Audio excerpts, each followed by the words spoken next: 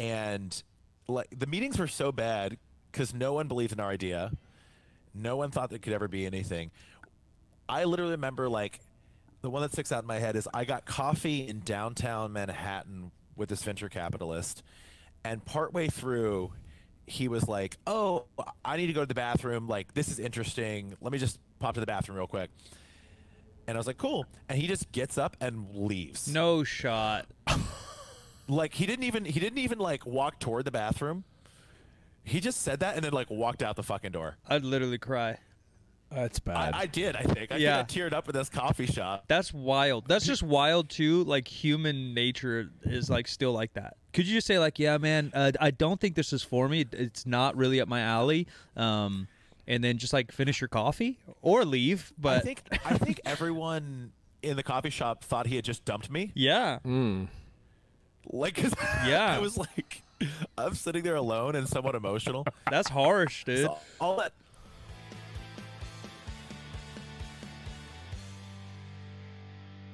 Dune. Right, yeah, which I loved. But I was a nerd for the original one too, so. Next Dune's coming soon, yeah? This year, next year? Yeah.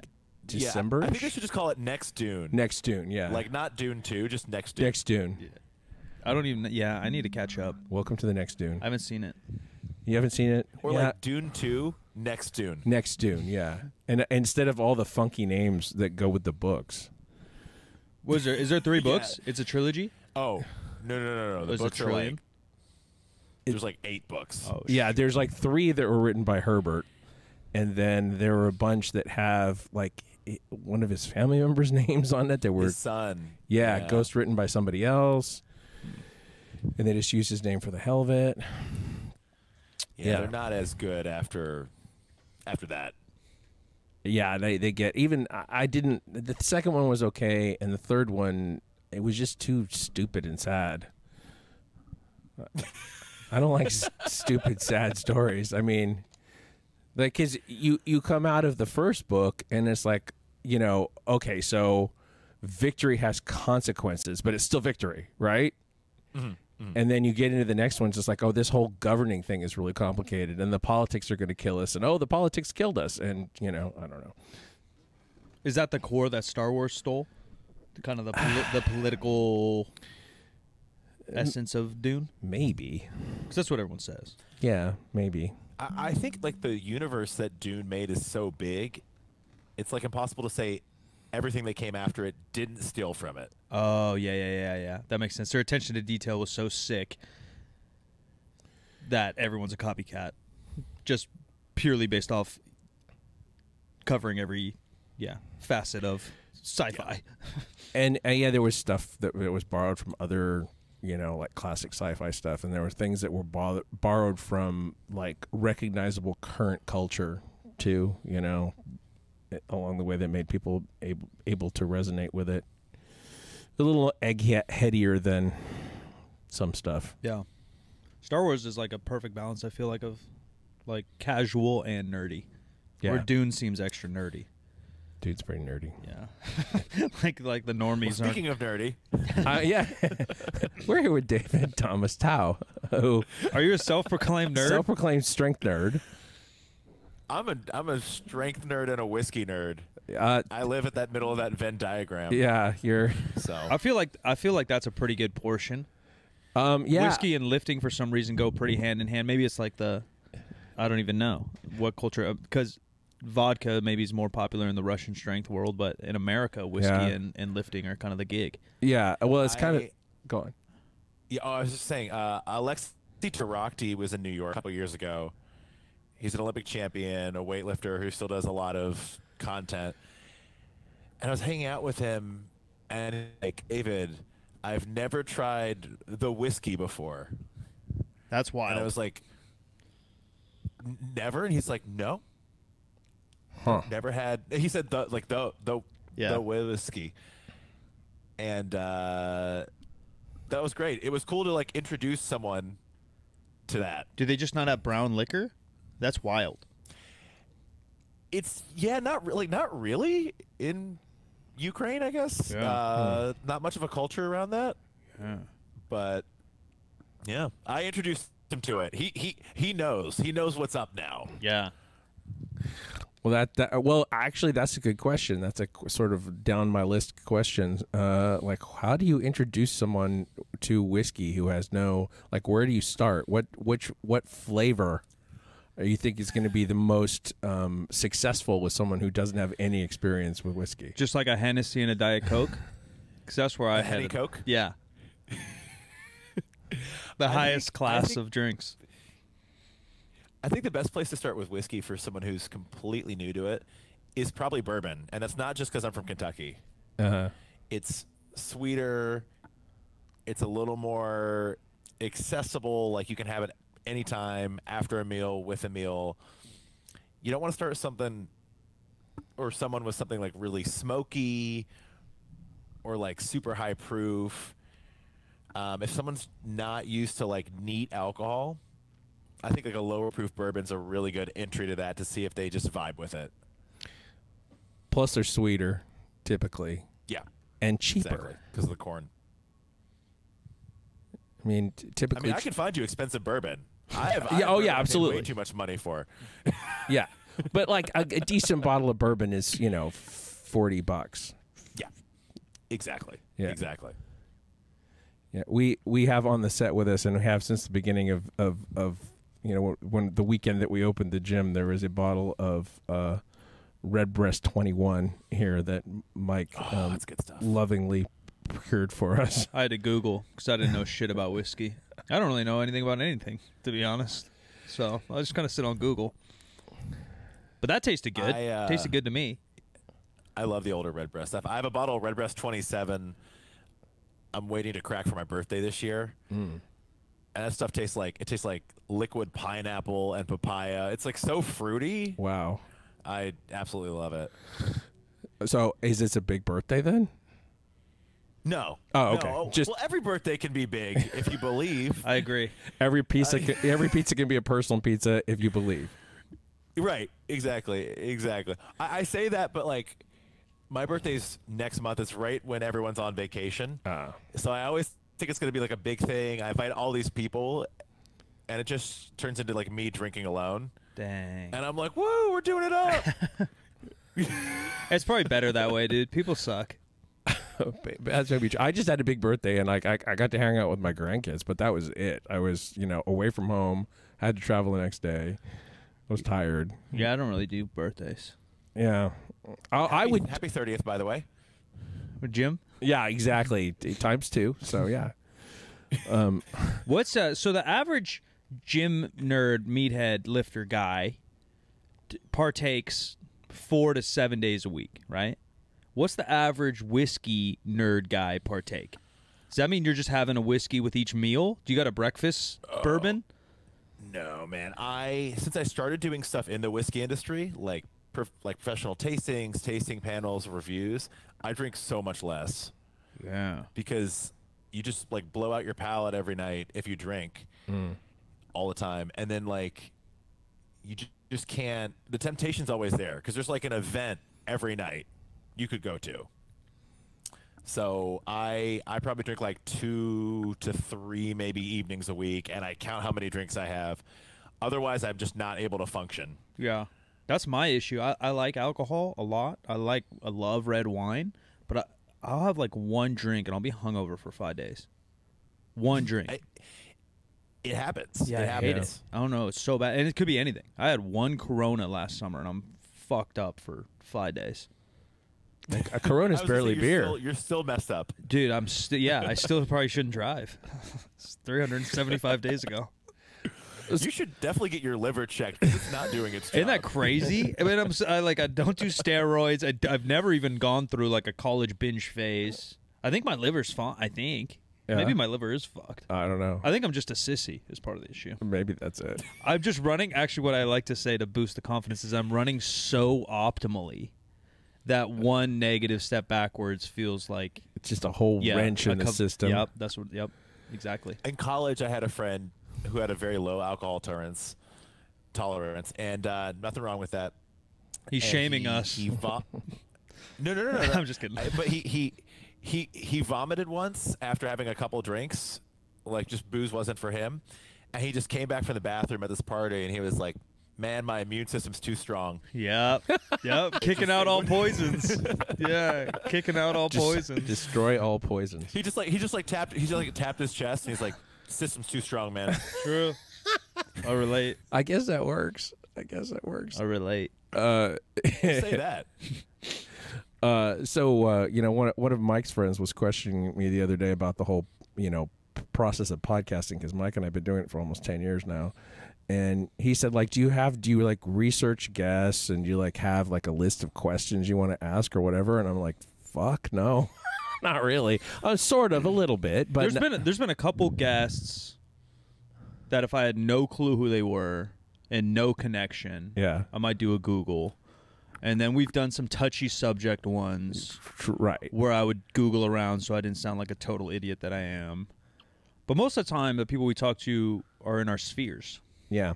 So speaking of that, so the one question I really have to ask is, how have we not crossed paths before now? Yeah, I don't know if we've chatted either. I obviously worked with you and your brand a good amount, but I don't know if we've actually chatted. Mike, I'm a little sad. You were on the Barbend podcast. I do remember that. I remember that. I thought it was Jake though at the time. I was Jake there also, or no? Was it just me and you? He was, but I think you and me, that was it on the podcast. It was like 2016? 17. Oh, no, that was like 2020. No way. Like in pandemic? Right I was in after, deep depression, my friend. My memory's gone. Oh, that's right. You did it again. That's right. My memory's been gone for 5 years. We didn't have the podcast until like 2020. No way. Yeah, I mean, we only started in like mid 2016. The barbend.com. Yeah, barbend.com. To your question, Jim, how did we not cross paths? Someone asked me that recently in New York. They're in the fitness industry, and they used to own a gym like a few blocks from where I used to live. And they're like, how have we not crossed paths? And I thought about it a lot, and my answer is, I'm just not very cool. And well, us either. And because of that, like, people aren't like introducing me to people. Like, people aren't like, oh, I got to follow this guy on social. I got to see what he's up to. People are just like, nah, I'm good. I know I got you on Twitter. I got you on Twitter probably 2016, 2017, I bet. You're like my one follower. Every tweet is just for you. I love it. It's like a concert. I followed you now. I had only had a mutual follow with Barbend, but I hadn't followed you until very recently. But I know that you've been friends with the Sturetts for a long time, right? Oh, they're great. Yeah, like I met the Sturetts back in like 2014, when their daughters were in elementary school, and now they're like in college. Yeah, and that just blows my mind. Lovely people. Give us a 30-second rundown of who you are, what you do. Yeah, just a quick background for the folks listening. Because we didn't do any research. You got it. We did zero research. Nice to meet you. My name is David. Why the heck am I here? Well, my name is David Tao. There are a lot of David Taos, so I say David Thomas Tao, so people can actually like figure out who the heck I am. I co-founded Barbend in 2016. That's probably what I'm best known for. Barbend was my idea. I was a strength nerd for years.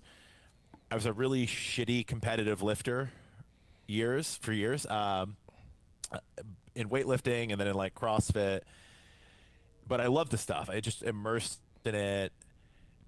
I wanted to get to know the culture, and I had a journalism background, so Barbend was like the site I always wanted, because I was tired of like having to go to 14 different forums to get event results and like training tips and stuff like that. So Barbend kind of started out of a personal passion. It grew much quicker than we expected, and then basically raised money, grew the team. I was CEO of Barbend.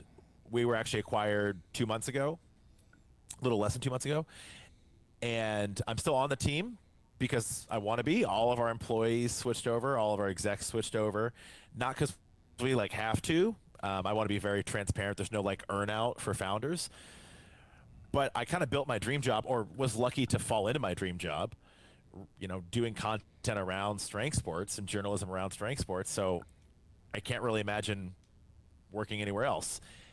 And then on the side, I do a lot of work in like the whiskey space, the spirit space. I grew up in the little town in Kentucky where they make most of the world's bourbon, Bardstown. So I've kind of been interested in that, connected to that industry for a long time. I don't hear the Kentucky in your voice. That's a thing I was going to mention. Yeah, I want to hear the Tucky. That was on my list. I don't know if you know Brandon Lilly, old bird dog. Oh, yeah. Yeah, I need that from you. You talk to anyone else in my family, they have it. I went to college. Okay, here's the story. Here's how I lost. I used to have a little one. So I go to college in Boston. My like second day on campus. I'm drinking out of a paper bag, underage, on the sidewalk outside of like a frat that I got kicked out of.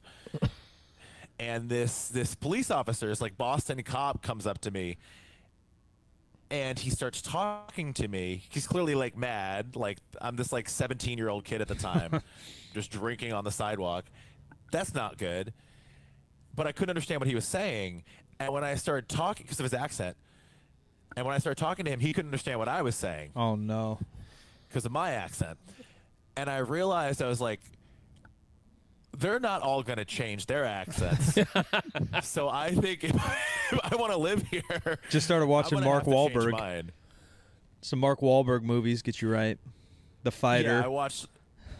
Like that was like well, I went to college like way before The Fighter. So I watched The Departed like 7 times in a row. Yeah, that'll get you. And then I just dropped my accent.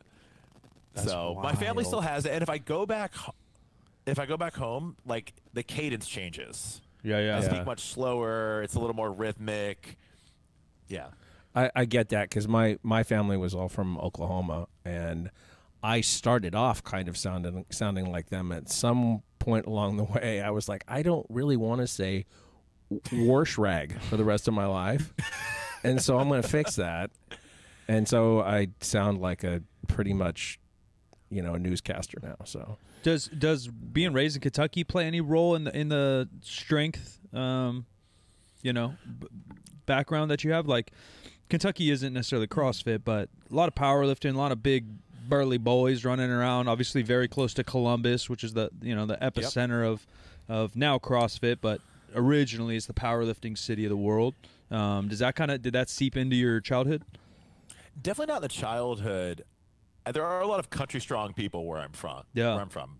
So like, people who grew up working on farms, doing a lot of manual labor. I did some of that growing up. But yeah, I don't think that impacted me too much. I think that's, something that Kentucky's become a little more known for. That part of the country has become a little better known for. There was like weirdly in the small town where I grew up, there was a very high level Highland Games training gym. Interesting. So a lot of like top Highland Games athletes were in Bardstown, Kentucky. Yeah, because that's even the niche of the niches, right? Like obviously you probably have bodybuilding Still. up top, yeah, and then maybe probably CrossFit, then powerlifting, weightlifting, third tier, and Highlands is probably Sure. bottom of the strength tier. probably so. But there's a lot of space, Yeah. a lot of things to throw. Yeah, you find some hay easier. A lot of farm implements. Yeah. Yeah, it makes sense. Easy enough. Yeah, that makes sense. Oh, the one thing that was interesting was growing up, we had the Kentucky Bourbon Festival, which is where my actual first job was. And they had barrel rolling competitions. Oh. And a 53-gallon barrel of whiskey is like 500 some pounds. Oh, wow. So like you got to be able to move those with some finesse. And you just move it like a sled or something? You're just pushing it? No, there are like a couple ways. Like there were a couple events you could roll them like on their side, which takes some strength. Yeah. And then you could also roll them on the edge. It's kind of hard to describe. And you could try and get the spin right to where they would like kind of like a bowling ball curve. Okay. And you could like try and like get them to go in a certain place. So that was tough. If you ever rolled a barrel of whiskey, that's gonna make you sweat. Can't say that I have, but I'd be down. I mean, I think you'd be pretty good at it, Mike. Really? I'm pretty weak, man. Oh, yeah. You said earlier that you were a mediocre competitor, and then you started bartending, had a lot of success. That's all of us. Ooh, If I we were didn't say it was actually a mediocre competitor, I said it was a shitty competitor. I just want to be clear. Which one's worse? Which one's better? Is mediocre above shitty? Oh yeah. Oh yeah, for sure. All right. Well, I would probably consider myself mediocre, I guess. I don't really know. But either way, the point is that if we were actually good at what we did, we wouldn't be sitting here talking. We'd be probably lifting in Malta or wherever big competitions are happening. That's actually... I would probably agree with that. That's actually even weirder why we didn't cross paths. Just the mediocreness. You know how they say, like...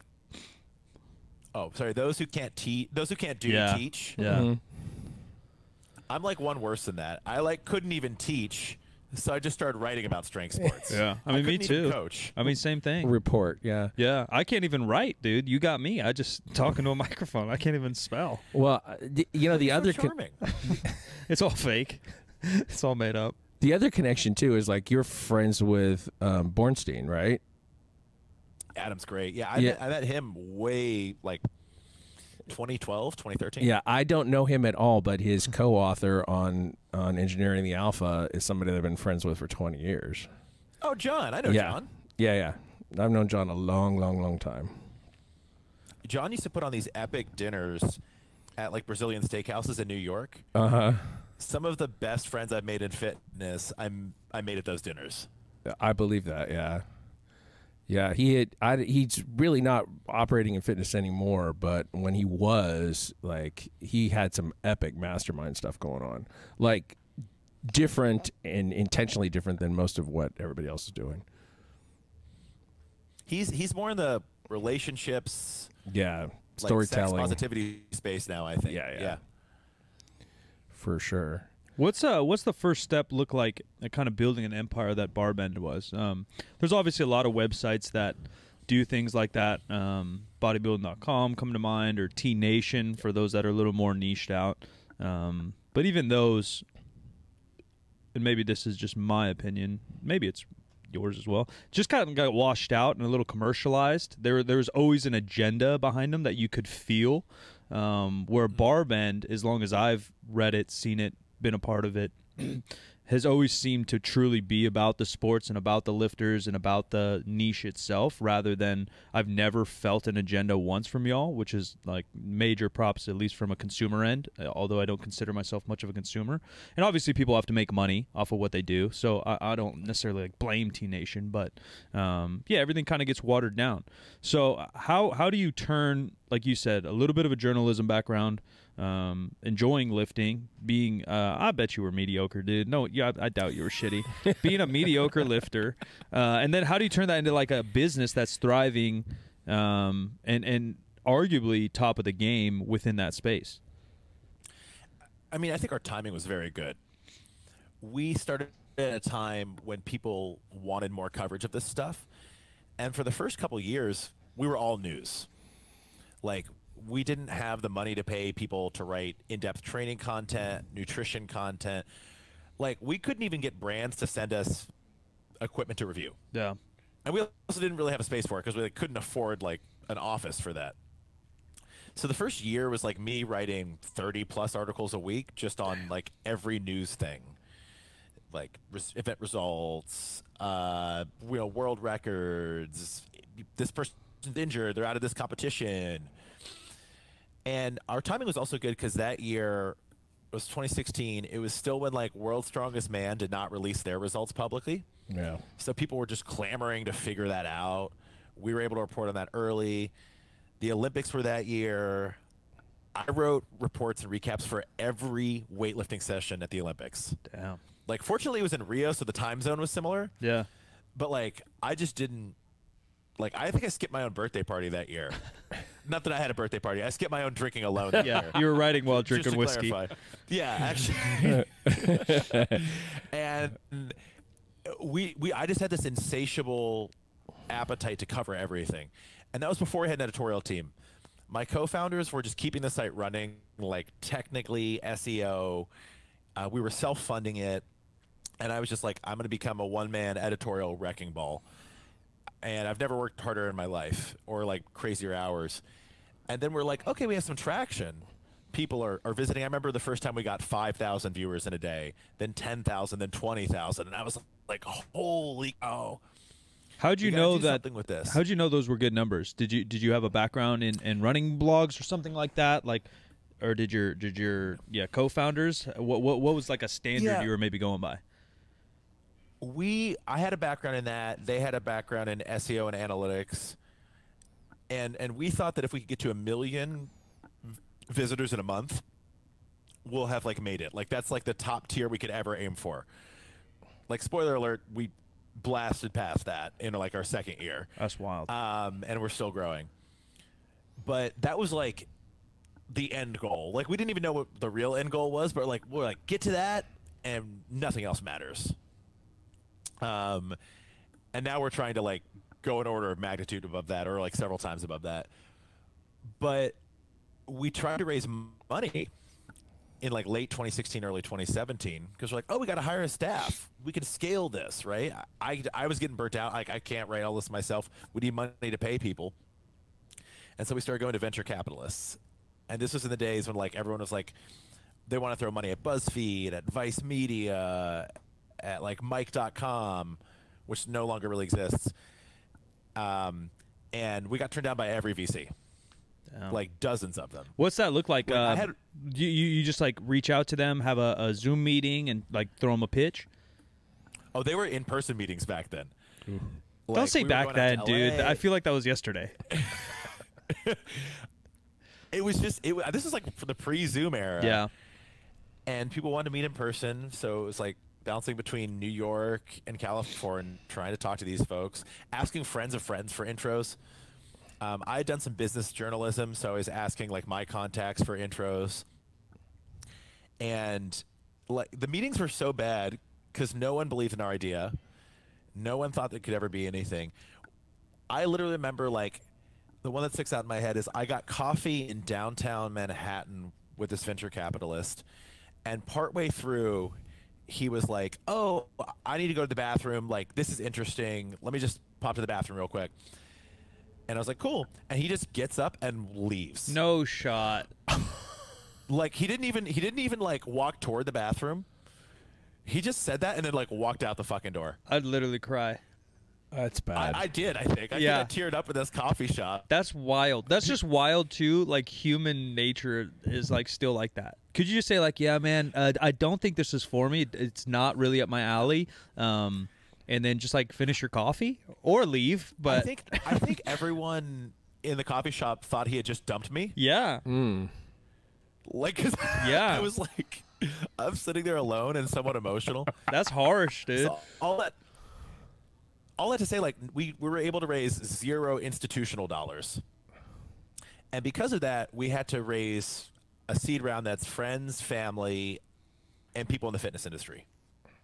Right? There's some like rich people in the fitness industry, though. There are.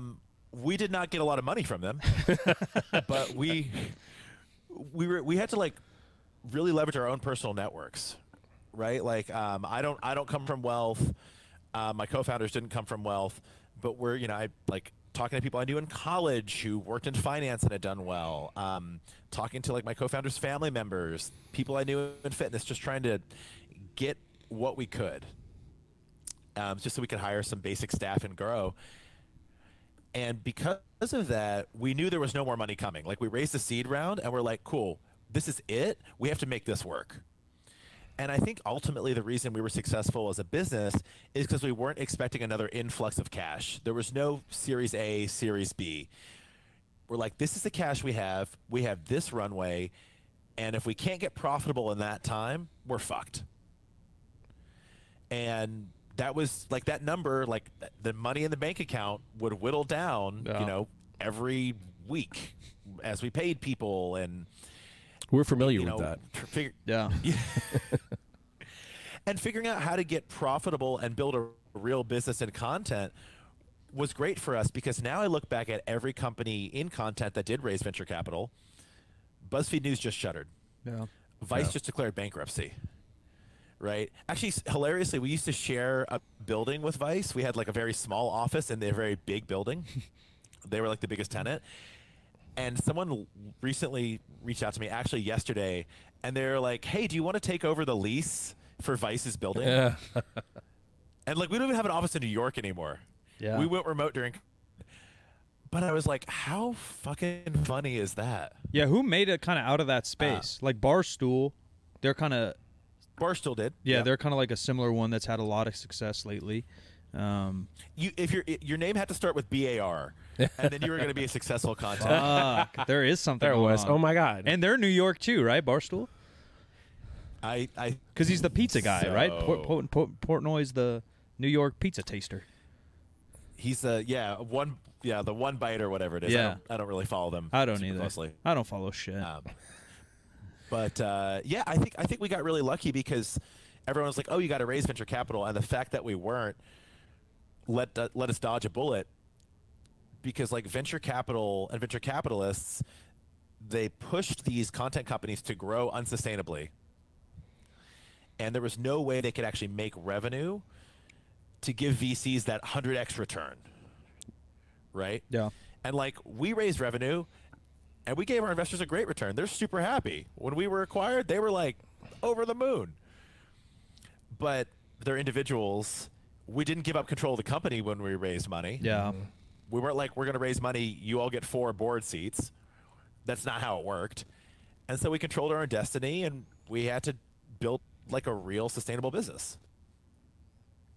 Yeah, that makes you exercise some discipline that, you know, having a giant budget and being pushed to go just hard in the way that these other outlets did. It really does set you up for success when success comes around, I guess. And I think, too, the fitness industry and the strength world grew. For sure. Like, it was much smaller in 2016 than it is now. Yeah. Yeah, I would say So we kind of rode that rising tide. yeah, 2016, you know, at least in our timeline, Yeah. was probably like, the first big peak that continued to just spread the roots, kind of the tree, you know. 2012 to 2016 was kind of the spark that it is now today. I mean, you can even just see it in like basic social media followers. Like the biggest social media quote unquote star in 2016 maybe had 500,000 followers on Instagram or something. And now the biggest stars have 10 million.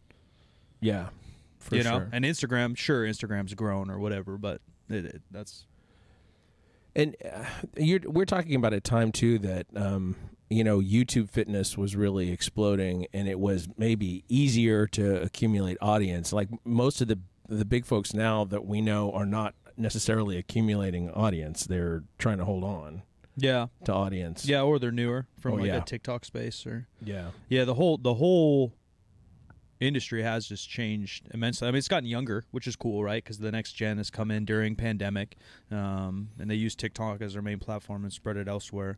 But it is an interesting space. Have you guys had to pivot based on that, or do you observe that world at all, or do you just stick to the roots of 2016? Like, all right, we're CrossFit, strongman, powerlifting, weightlifting.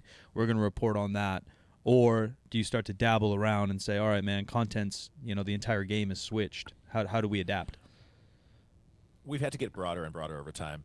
We didn't cover bodybuilding until 2020. Yeah. So like, and that's partially because I was running the editorial team. Bodybuilding was not my competency. It wasn't until Andrew Gutman came on as our managing editor. Now he's our head of content. You know, he had a background in covering bodybuilding. He could build a team to cover bodybuilding. I remember the first Olympia we covered. It was that weird pandemic Olympia they had in, I think, Florida in late 2020. I think they might be going And I back. was suddenly it I might heard be going that. back, yeah. Yeah, I heard it is. It kind of makes sense for it to be in Florida. Like, Yeah, you I don't know. Vegas is pretty good too. They're both kind of the same to me. One's humid, and the other one's not. Well, they're both very like expo-y, convention-y. That's what I meant by that. Exactly. Yeah. You can wear very little clothing in both of them. Yeah, there you go. Yeah. But I remember the first time we covered bodybuilding in 2020, I was getting texts from people at other publications than fitness, and they were freaking out. They're like, since when did you all cover bodybuilding? Like we're getting less traffic because of you, which is not the intent. I'm not trying to like. Nah, drink get anyone else's fucked, milkshake. losers. Get fucked. Step But I was behind like, the since when did we BAR, cover bodybuilding? baby. Since now. Yeah. Since now, Yeah, bro. bitch. New kid on the But I block. think- I think that we've had to get broader in the type of content we produce.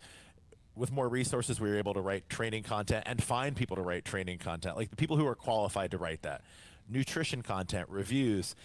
And in addition, the demographics completely changed, Sure. right? Like our audience was almost all male when we started. We have more women reading now, more people of color reading now, and like a lot of people. I haven't been a face of the brand for a long time. It's kind of more recently that I've been doing podcasts like this and talking to great folks like yourself. But like, I'm a person of color. I've been interested in strength for a long time. And, the first few gyms I went to, I was like the only non-white guy. Yeah. Right? And that's totally cool. I was always welcome. Like, it didn't impact my journey, I don't feel. But gyms are more diverse now. You have more women involved, more people of color. I think that, well, this is a little sad, but like every time we post anything for Pride Month, we lose followers. But like, people weren't even doing that 6 or 7 years ago, right? People weren't even acknowledging that, like, oh, people of diverse sexual sexual orientations and genders are like interested in lifting. It's almost like everyone can be interested in lifting. Yeah. And crazy, silly to think that. I'm being sarcastic, clearly, but as the demographics grew, and as the acknowledged demographics grew, and as more different types of people became publicly interested in all sorts of strength, competitive, non-competitive, we had to broaden the type of content we were writing, or the types of content we were writing, right? And a big thing for us is like, hey, let's not have the same people in every featured image. Yeah. It's not just going to be like the ripped white guy. Yeah, stock photos. And every article. Yeah, and like, look, we've had to rely on stock photos before. Sure. It kind of sucks sometimes. Yeah. And we haven't always been perfect. Like, we've messed up so many times. But our mantra is like, hey, the space is getting bigger and more diverse. Our content has to get bigger and more diverse. Yeah, makes sense. Even just the bodybuilding thing. And I think everything goes in cycles, although bodybuilding probably will always be the number one, like gym sport or hobby, just because I think just human nature in some senses, and obviously the lead of Arnold and some of the bigger figures that have made it popular. But I do think it's all cyclical, like 2016 is a great example. Like CrossFit's at its freaking peak. Powerlifting's insanely popular on the internet, and we're slowly maybe creeping there already. I predicted like 3 years that powerlifting would kind of make its mini comeback as a little bit more even with, or strength sports in general, a little bit more even with the bodybuilding world. But I'm already seeing it. Like how many people on Instagram and stuff are just throwing themselves into powerlifting meets out of nowhere. So I think that cycle is back. So you guys probably just try to read some of that. You might even be part of the snowball of that effect. We're at the size to where like we kind of build our own audience sometimes. Like if we write more content on a specific thing, we see that search volume for that stuff starts increasing. Makes sense. Which is like a little crazy to think of. The other thing I want to point out is as people have been in the strength game for longer, the age demographics grow. Right? So like so much of our readership right now, masters athletes, people interested in lifting over 30, 40, 50, 60, 70. Some of the content that does the best for us is highlighting people who are not necessarily setting world records as a 25-year-old, right? But people who are doing inspiring and cool things on the record front, the news front, the PR front, who are older in all sorts of age categories. We write on masters results for powerlifting, weightlifting a little less so, but it's catching up, CrossFit, bodybuilding. That stuff does insanely good. And it was not that way back in 2016. Yeah. Yeah, it's so what's happened is like this strength has gotten bigger. Oh, sorry to interrupt. People are finding it and they're sticking with it. Right? So like if you found it as a 35-year-old in 2016, you're now a 42, 43-year-old. Your approach to training has probably changed a little bit. The content you're looking for has changed a little bit. Cool. We have to adapt. Yeah. A lot of like hopping back and forth between the niches too, I feel like is a common thing. Like maybe you're a CrossFitter in your 20s and then you dabble in weightlifting in your 30s and then now you're the, just the gym bro in your 40s or something. And even myself of slightly guilty or, of dabbling in different places when you hit a roadblock or BJJ. Yeah, when mediocrity was too loud, I would try something new. Like, all right, let's go. I'm mediocre at powerlifting. Of my own non-success. Yeah, let's go suck at weightlifting instead now for a little bit. Maybe, and then now I'm like sucking at fake CrossFit, just sucking at it all. I'm sorry. Yeah, it's all right. Yeah. I don't mind. There's something to be said for the power of being bad at something. No, for sure. And jokes aside, I think being bad at it and continuing to do it, that makes us badass, my friend. It's easy to fucking do something when you're good. It's hard to do shit when you suck. Especially in a public way. Oh, yeah, I'm real public about my sucking. Everyone knows. Everyone knows. Mediocre physique, mediocre personality, all of it. So I wanted to ask about this acquisition process. Like, what was the due diligence like about that? And did they like approach you from the beginning, or were you like, did you guys have a price tag on yourself beforehand, or what happened? So, one thing I want to point out is that I think media companies can only get so big on their own. Yeah. Right? Like, eventually you're at the whims of the algorithm. Google changes something, Facebook changes something, Instagram changes something. It creates fluctuations and it impacts your revenue, right? Directly through ads or indirectly through other sources, sponsorships, you name it. And like if Google changed their algorithm, that changes our bottom line. As CEO, suddenly I'm like, cool, we have to reallocate expenses month to month. It kind of sucks, but it's part of the game. It's fine. As part of a bigger media company, you're able to weather that storm and it all kind of evens out because they have more resources and they're more diversified, right? So you can actually like put money towards more predictable growth. You have more time. You're hedged. So we were always open to the idea of being acquired, but we weren't shopping ourselves around, to answer your question. And we actually started getting a lot of inbound offers and interest like 2021, late 2021. But here's the deal. When websites sell online, they often don't sell as media companies. Oftentimes people just want the website, they want the asset, and they want to like scrap it for parts. Right? They want to just like squeeze it for all it's worth. And we had a team at that point. When we sold, we had, geez, I think it was like 17 full-time employees. Those are people with lives, careers, like they work at Barbend because they wanted to build a career in strength content. I was terrified of the idea of selling to a company that wouldn't respect that commitment that we'd made to our employees and they'd made to us. So we weren't even entertaining acquisition offers for anyone who didn't want to keep on our entire team. Right? That was like pretty much a non-starter. And so when Pillar 4 reached out, we had a relationship with that company. My co-founders and I, you know, we've known the CEO, Todd, for a while. Great guy. We've seen how they do business. We've seen them grow over the years. Very much a company with a lot of Southern hospitality, which very much appealed to me. They're based in North Carolina. And so when they reached out and they were like, hey, we like how you all do business. We just want to add gas to the engine. We want to grow. We want to take what you're doing. We want to learn from it, maybe apply it to our other properties too, and then just help you grow more and more. And that was really appealing to us. And so the outcome ended up being good for us, good for our employees, great for our investors, and everyone poured it over. Like every single employee poured it over. And the exec team and the founders, we're still working there because we want to. And they've actually allowed us to, well, we have hired and we've had more resources to hire more people. Like our team is now bigger and has grown faster as part of Pillar 4 compared to when we were independent. Right? So I look at our like Monday weekly kickoff calls and there are all these new faces. And I'm like, wow, they wouldn't be here if we hadn't gotten acquired. The due diligence process itself, though, whew, it is, for selling any company at scale of any size, it's complicated, right? Because you don't want any misunderstandings. You want everyone to have the same info. Obviously, lawyers and accountants are involved.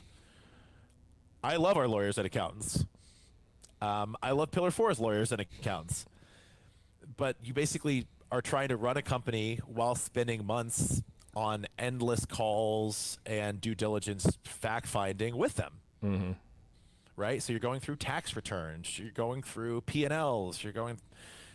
I mean, your websites, you're going through all the analytics, like every month of analytics for the site's entire existence. You have to go through all of it. It's really complex. But we needed to do that so that when we were acquired, so that once it was finalized, we could just keep the momentum going, right? So the whole goal was like, okay, our employees are all coming over. How do we disrupt their day-to-day the minimum amount so they can just keep doing what they're doing, producing great content? And we weren't perfect at it, right? But I think it was a gradual enough transition to where people could keep doing what they were doing, get better at it, and then integrate more resources as Pillar 4 provided them. And my day-to-day is the one that's changed the most, right? Like, I'm not CEO anymore. A lot of my job is doing like brand outreach, talking to people about the brand, thinking about how we're going to expand video strategy, podcasting strategy, now that we have more resources and more people. So my day job completely shifted. But for everyone else, I think it's been a pretty gradual transition, and there's been relatively little change for them. In terms of like acquisition and stuff, Jim and I have had a couple experiences in the past couple of years of just dipping our toes into that world and seeing how crazy it is, looking at the numbers and kind of doing a full audit, like you said, with different teams. And like that's big decisions. There's big money involved. Like you said, there's other lives and jobs involved. And the content game, it's so easy, right? Even and maybe you disagree, but I assume you do. You write an article, it bombs, you learn from it, you move on, right? The cycle's not even 24 hours anymore. It's 1 hour. Did this do well? Did it not? And as long as you stick to obviously who you are and morals and all that, who cares, right? There's no harm. You just forget, you move on.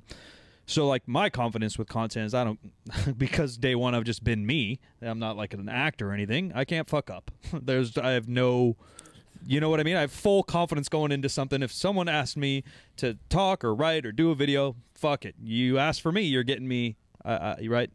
But doing something that affects so many people and it's such big business, like you said, all the employees looked at it and all kind of agreed. But what gave you the confidence? It sounds like after your audit, it felt like a no-brainer. But what gave you the confidence to say, like, all right, this is a huge move, but this is for the net good? I believed it was, but I'm not going to lie and say it didn't keep me up at night. Yeah. Right? When you're running a company and you're making big decisions, and it was me, right? It's my co-founders and my execs. And it wasn't, no decision was unilateral. Even as CEO, I didn't just like make decisions and everything changed, right? But it definitely kept me up at night. It was a huge stressor. I looked even more ragged than I look now after due diligence. How much whiskey was consumed? On what I looked like. A lot of whiskey consumed, huh? Almost none. Oh. Almost none, which is the problem. Maybe that was the issue. This decision would have been much easier. Like, I already looked like a Muppet. I looked even worse coming out of due diligence. You know, you bring up a good point, Mike, about like you can see when things succeed and flop. Digital content, you can get instant gratification, but you also get instantaneous disappointment. Yeah. And you have to adapt to both and just move on. And like, you don't have time to like be sad that a piece of content didn't perform, because if you don't move on, your competitors are going to catch up, yeah, or beat you. And we have competitors, right? We're in a competitive space now. We're not the only one. I think we're the biggest and best, but you don't stay there by stagnating. Yeah, for sure. Shoot or shoot is what we say. Next shot. Yeah. Yeah, next shot. You miss a shot, you got a goldfish memory and keep moving. Yeah, that makes sense. Was there any point in the process where you're thinking, geez, I hope that doesn't look as bad to other people as it does to me as part of the business structure or you know, performance or whatever? I have talked with my therapist a lot about that, because every decision I make, I feel like always look terrible. Yeah. Like the imposter syndrome is real. Yep. Especially when you start getting, Mike, you mentioned it, like a real audience. Yeah. We had over 31 million readers last year. That's insane. That's right. Astounding. Like, I think Barbend in the next 18 months will be at, I mean, this is kind of a guesstimate, and a lot of it's seasonal, but like, I think in the next 18 months we're going to be at about 45 million readers a year. like that trajectory. Do you know other websites or like, because even for me, like what can you compare that to somebody else? Like give us a reference of like a mainstream media or something like that, so we can see what ballpark y'all are in. Because in my brain, that's a shit ton. That's an insane shit ton. We were, and anyone can correct me on this, but as far as I know, pre-acquisition, we were the largest independent fitness publisher in the world. Yeah, I don't doubt it. Right. And I think that we're still one of the largest now. We're just not independent, quote, technically independent. And I think that, you know, my dream was always to build something. No, this actually wasn't always my dream because I never knew this was possible. But now my dream is to have, let me be honest, my dream is to be the biggest and best. Like Men's Health is kind of the elephant in the room. Yeah. They get a lot more traffic than we do. It's not all fitness content. A lot of there's celebrity content now. Yeah. So it's a little bit apples to oranges. Yeah, they're like teaching you how to unpeel a banana and some weird shit. I follow them on Facebook. No shame because I've worked with them too in the past, but they post some crazy shit now. Like I have no clue what they're posting sometimes. I swear to God, it's like banana versus apple conversation or something. They write a lot of different stuff, and I don't pretend to know their strategy. But I'm close with a lot of folks there. Yeah. Eb Samuel, close personal friend. I'm getting dinner with him like in 2 days. Great guy. But I want Barbend to be bigger than that. Like I want Barbend to be a bigger brand in fitness than Men's Health, which was unthinkable when we started. Because Barbend is a strength brand. Yeah. How can a strength brand be bigger than one of the biggest fitness brands, right? And I think that's because people are realizing strength is a part of fitness. You can't be fit and you can't have that be a priority in your life if there's not some type of resistance training that you're incorporating. Yeah, I mean that's like the biggest change over like, you know, the decade and a half of done fitness is how many people know what a squat and deadlift are and can at least perform them in some aspect. They're not perfect by any means, but you go to a commercial gym now, there's so many squat racks. All the commercial gyms here, they used to have the tiered pyramid one where you have to walk out 8 feet to squat it or you're going to hit the side posts. Oh, I kind of missed that one. Yeah, I don't hate it. I don't hate it. And I'm not that short, so like those safeties didn't catch me anyways. But you go to any commercial gym now, there's minimum like 5 squat racks. And again, people are, you know, figuring out how to squat properly, but at least people are trying. And so I think to your truth, to your words, like whether you want to call it old school bodybuilding, right? The Arnold squatted, Ronnie Coleman squatted, some of the most iconic guys did, but there was an era there of 20, 30 years where it was so machine based and so cardio based that now things are expanding. And like you said, you had to expand your demo, but that's because the demo itself kind of expanded. Bodybuilders squat more. You know, even like C-Bum will do some RDLs or some deadlifts with, and he's the guy right now. Versus a couple years ago, you know, everyone's just sitting on a machine. So it is interesting to go into that next echelon. So you guys are tier 1 already, but to be the website, do you think there's big changes you got to make? Is there new strat? And you don't have to do anything, you know, confidential or secret, but is there like a leap you guys have to take, or is it just like continuing to hike Everest? There are leaps. Yeah. I'm a pretty straight shooter. We have to be more multimedia. We have to expand our podcast offerings. We have to expand our video offerings. We actually just hired a new videographer. I know 2 podcasters that might be interested. I mean, that's it. You're going to see the press release next week. Barbend acquires 50% fat. Yeah. 50% bar bend, dog. 50% bar. You don't want that shit to bend 100%. At my break. You don't want to break. You don't want a Joe Sullivan. Yeah. Thing Yeah, that's cervical injury. Yeah, you're fucked. Yeah, we have to be more multimedia. Like social media has not been a priority for us for years. Yeah. We have not had a dedicated social team. Video has not been a huge priority for us for a while. We have to go ham on all of those. Right? Like we have to be producing basically daily video content, podcasting content. We have to get broader and more diverse. We have to incorporate that into our written content and our social game. We got to up our social game like 10x. And we have more resources to do that. And we have game plans to do that. But it doesn't come immediately, right? Like the month after we got acquired, I was kind of like, yeah, we got to do it, blah, blah, blah. Yeah. And then everyone was like, well, like maybe we make sure that everything else, the things that are like driving revenue already, maybe we like optimize those a little bit. And I was like, oh, that makes a lot of sense. Yeah, yeah. My brain like shifted since I wasn't CEO anymore. I was like, oh, let's go. Yeah.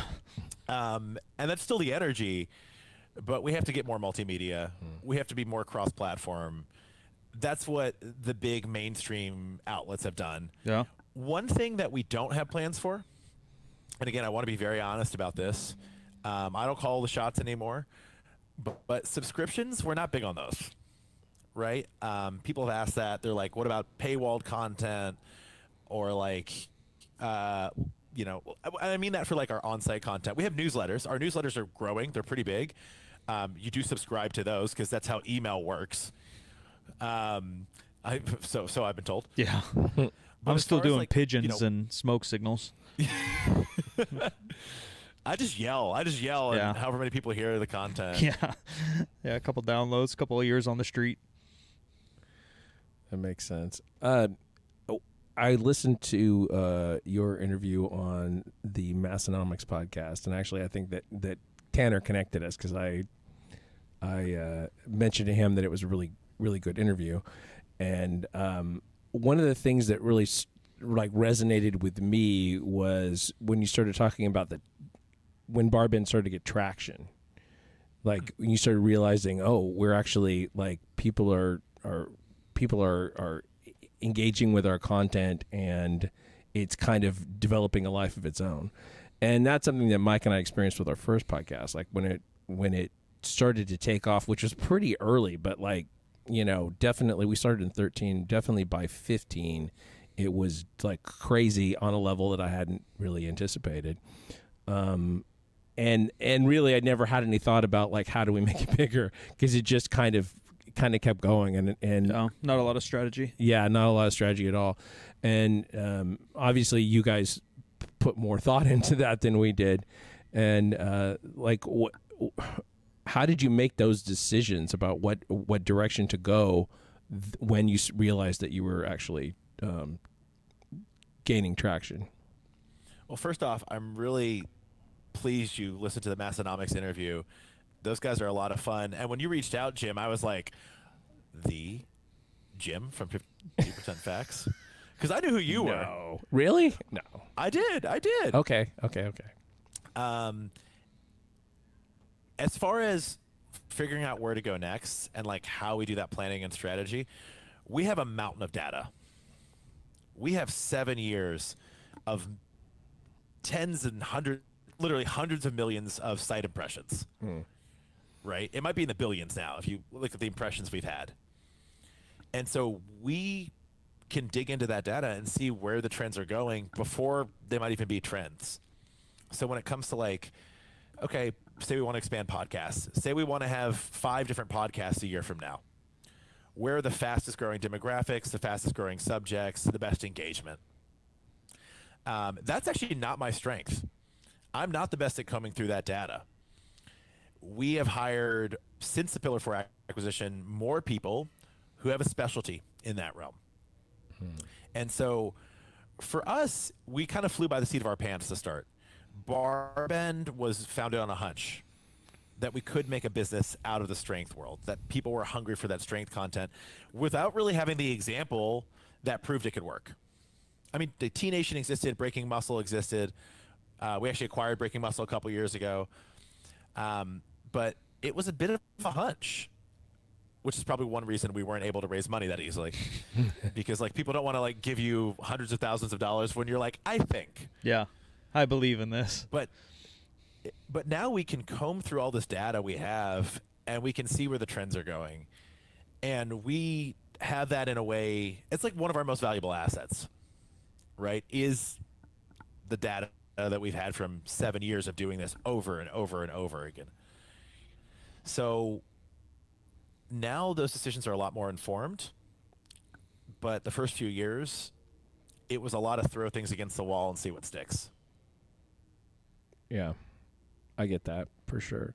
Yeah, no, our first podcast was started on a hunch of mine that we could connect more closely with the audience in a longer format. Like people would engage more and see themselves more in what we were presenting. What we didn't have a lot of was data, because podcasting is still way behind in terms of demos for sure. You have to run a survey if you really want to know something. Apple has better numbers now than they used to, but that's only people who are using their podcast app under specific iOS versions.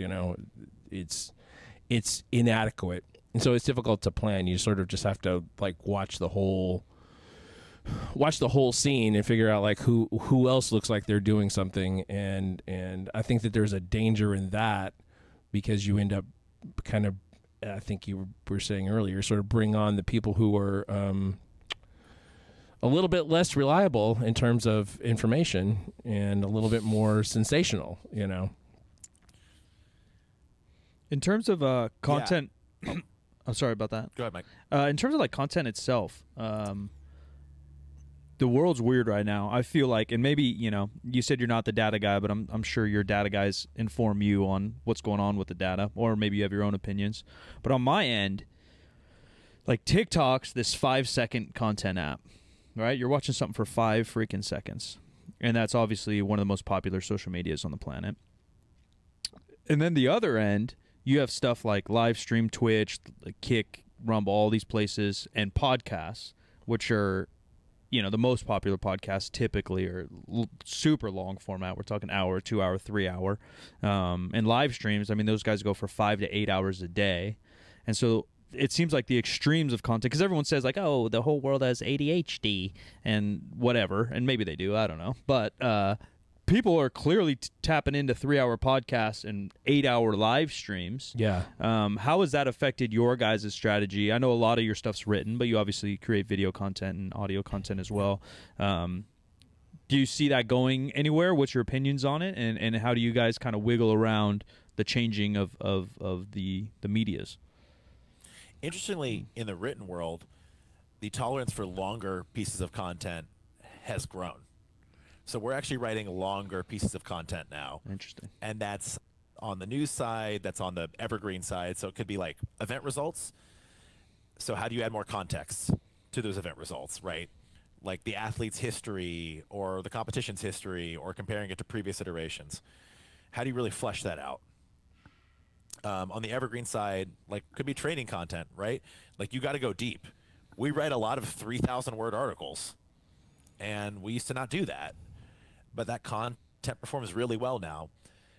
And it's almost like when people are looking for something in a written form factor, they want to spend time on it because they want to focus in on it. So that's kind of the trend we've been seeing on the written side. On the video and podcast side, we're really focusing on adding more resources and firepower to that. And so when it comes to length, we don't have a ton of recent data because we haven't really produced regular videos for a year. Yeah. And so moving forward, the strategy is okay, how can we produce a lot of different types of video and then start doubling down on what performs well? Something you all know very, very well. And different types of video content are going to need different time domains, right? So if it's an in-depth review on something, people want a lot of info. Yeah. Yeah, shit's getting nerdy, man. You can't make those too long. Yeah. It's just hey, we're recapping an event. There's sometimes people want something shorter. They're okay, I want to get all the download on this in 5 minutes. And then, maybe if I want something really in-depth, additional context, I'll go to the written version, right? And I'll compare that to previous event results or something like that. So I'm kind of excited to find out. But yeah, that implication for the written world, that content's generally getting longer.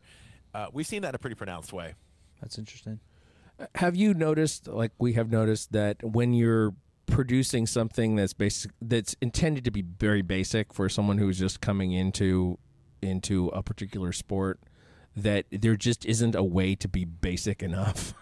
Like, there isn't a way to break it down enough. It's an explain like I'm 5, but I'm 3, you know?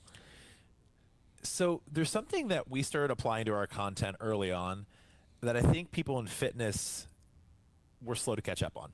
So I have a journalism background, and they call it the inverse pyramid. So if you write like a report on something, or if you write a news article, you start really broad with the stuff that's broadly applicable, and you get more and more narrow. So the further you get down in an article, the more specific you get, the nerdier you get, basically, right? The more you assume people already know.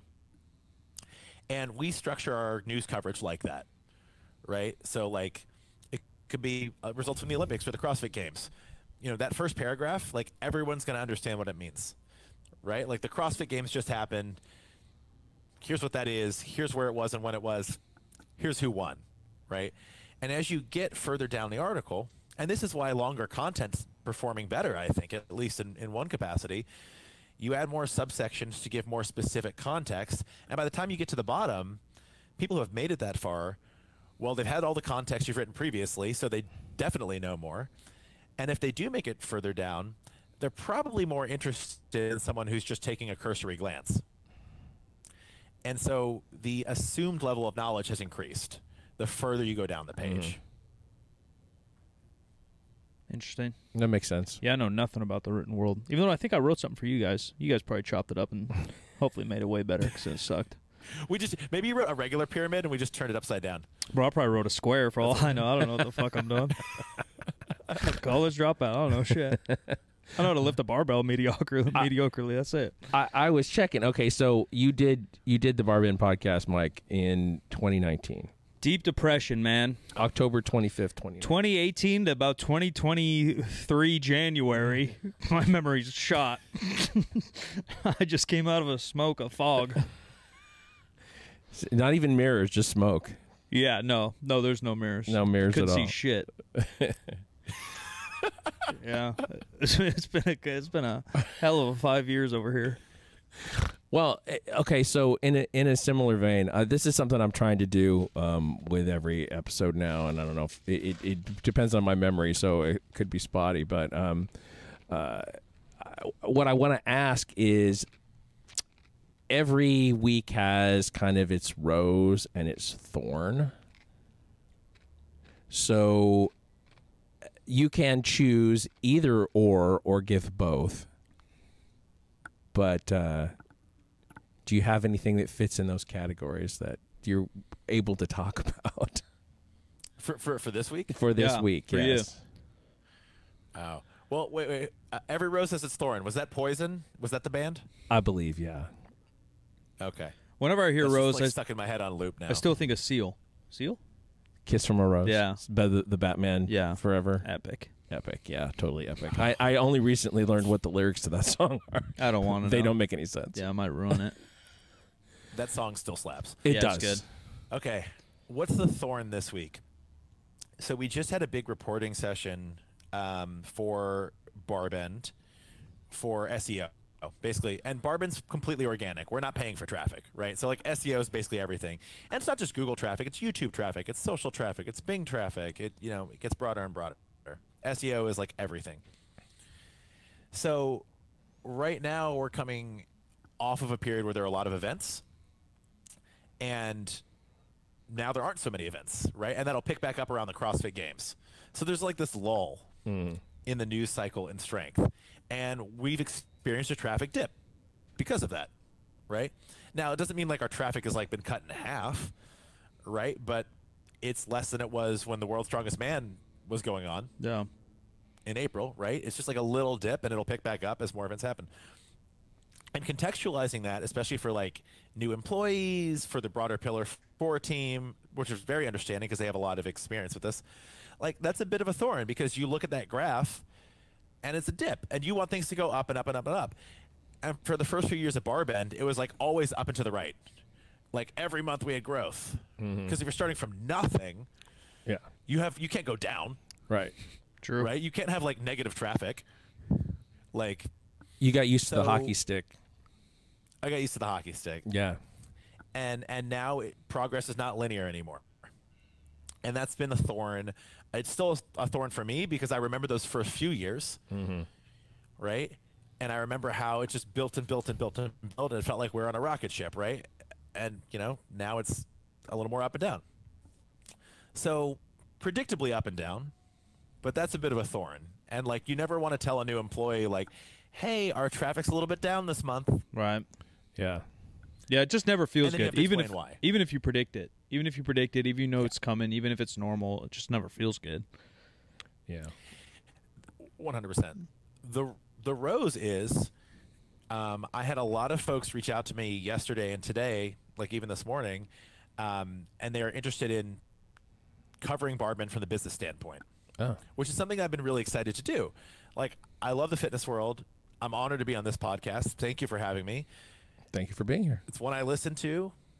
I hope your audience hates me less after this. I do have some haters. That means you're Shout out doing to it. the haters. Yeah. That means you're doing it. Shout out to like the two haters, and I'm pretty sure that like my mom runs both of those accounts. She's got to control me. Her alt accounts. Her alts. But like, it's been really cool that people have been looking at Barbend now post acquisition, and they're like, "Oh, this is like a mainstream media story." Yeah. Because like every media outlet, if you were to just follow the news, is struggling. Vice went bankrupt. yeah. BuzzFeed News just shuttered. Like, the Washington Post just had layoffs. But But it's not all doom and gloom. The Athletic yesterday. Yeah. That's stunning to me. Just like to shift away from the strategy that was working. Yeah, I mean, that's like the strategy the New York Times acquired them for. Exactly. Like, It's like, no, we just want to make you us now.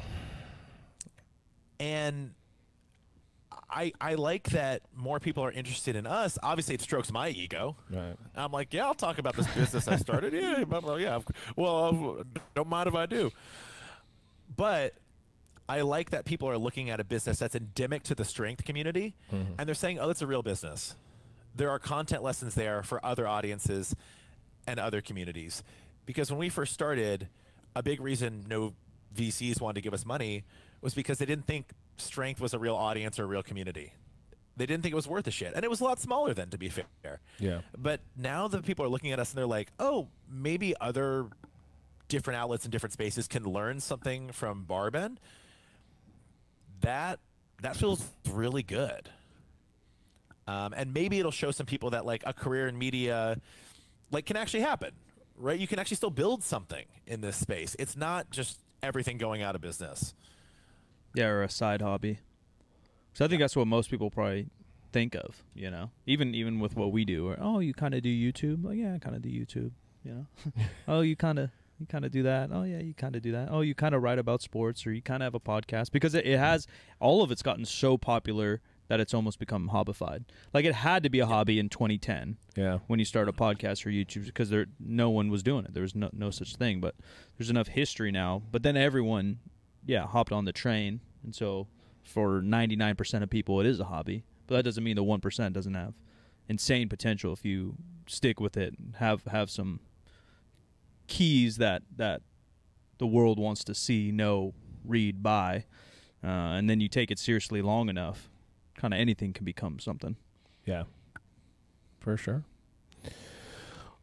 I want to thank you for joining us today. And Thanks for having me, guys. And you should come visit us, because I think you would enjoy yourself here. Yeah, you ever head to the West Coast? Not L.A. either. Don't say L.A. California's big. L.A. sucks. I don't like it. I'm not blaming LA. you, oh but my God, I'm gonna get canceled. No, when I say no, that. no. L.A. fucking sucks. Disneyland's all they got. You know how to not make friends? Say that the second biggest city in America isn't fun. No, it sucks. They know it too. Everyone there is starting to realize it sucks. It's always Well, sucked. look, I need to make a West Coast trip soon. I'd love to come see you guys. I'd love to avoid LA if I could. And the next time you guys are in New York, let me know. I'll show you a good time. I would love to. I haven't That'll been be in. one of I don't think I've been in since 15? No, you've been since then. Yeah, 17 maybe? 17 probably? 17, 18. Kenny Santucci, You might be familiar with the name. Good friend of mine. Yeah, he used to have me out there for some seminars and things. I think he's still having pretty big seminars. Yeah, the strong that he's putting on. Yeah, the Strong New York. I'm working out with him Friday at his new spot. Well, it's not so new anymore. They've been there for a couple years. Yeah, but when's Strong? October, August? Whenever he's doing that, I think so. That might be an excuse. It was October last year. Yeah, that might be a good excuse to head out there. It's a good community. They've been doing a lot of outdoor workouts. They call them street meet. Yeah. So they're just like working out literally like on the streets next to where the gym is, and people freaking love it. It's awesome. They're in Manhattan still? Yeah, they're in Manhattan. They're in like kind of right above Madison Square Park. Oh. Okay. So I'm in Brooklyn, but I try and work out there like once a week, once every other week. So I'll grab a workout with him on Friday. Yeah, Kenny's a fun time. Awesome. Where can people find you? Well, obviously follow Barbend, follow Breaking Muscle, which Barbend also owns. The Barbend Podcast, which I still host. They still let me host that. So I'll keep hosting until they say don't, which is weird, but fun. Me personally, you can find me on Instagram at David Thomas Tao. On Twitter at D_Tao. That's D_TAO. And this is the big mistake I make. If you want to email me, I'll give out my email, david@barbend.com. So email me with all your complaints. I was going to say accolades and admiration, but let's be honest, you don't have any of that. What's the majority? If you're emailing me, it's a complaint. Yeah, what's the majority of the emails you get from like random shit in the world? The majority of random emails that I get and that like we get at our info at Barbend and all that other stuff is athletes who want us to cover them, which is great. Which is awesome. Or people who are upset that we don't cover like events more in depth, like smaller events or mid-tier events more in depth. And that always used to like really hurt me because some of them are kind of mean emails. Yeah. But someone contextualized it for me. It actually might have been Tanner from Massonomics. He's like, wait a minute, their complaints are that they want more of your product. Yeah, and attention is your product. Yeah. Right. And I was like, oh, that's actually fine. Yeah. And we want to cover more, right? But as our team is only so big, like as we grow and as our capacity grows, we can write more and more in depth on more events, more athletes, more topics. Cool. So like most of our quote unquote hate mail is people saying, hey, we want more Barbend. And once I started thinking of it like that, I was like, cool, I'll just give out my email. Send me all those. Yeah, pretty good place to be in. So yeah, not a plan. I'm going to send you my resume every day now. I'm just going to schedule it in MailChimp. David. Just go every single day. It'll be my resume. Every morning it's like, oh, it's Mike again. Yeah. Let's see what mediocre deadlift he did today. Hey, Mike. Yeah, I'll just follow you my own reports of my workouts. It'll just be my... just send me your training log. Yeah, it'll be my training log. Yeah. Wow, 2 sets of 2. That guy's working hard today. All the outtakes from your YouTube videos. Yeah, just scrap. Yeah. Everything that you edit out, send my way. There you Compile go. it and send it my way. Who knows? We probably don't edit a lot out. Sadly, that's part of the issue. Who knows the bullshit I say? Mikey. Ladies and gentlemen, thanks for listening. We got new episodes every single Wednesday and Friday here. Subscribe. Share your friends. Appreciate you. 3sb.co for all your clothing needs. 3rd Street Barbell, Sacramento, California, if you are in town. And I'm Silent Mike, where you want to find me. I am at the Jim McD on all the social media. The show is 50% Facts, where percent is a word, and 50 is just numbers. 50% Facts is a Spreaker Prime podcast in association with iHeartMedia on the Obscure Celebrity Network. 50% Facts, now brought to you by Barbend.com, Pillar. Exactly. Thanks so much for partnering with us. Exactly. We'll talk to you next time. You guys are the best. I'm sorry there was a little bit of lag, I think, on my end. No, it was just I've for a never had that second. before. No, it was just 1 Okay, second. cool. Yeah, you were good. You just froze up for 30 seconds.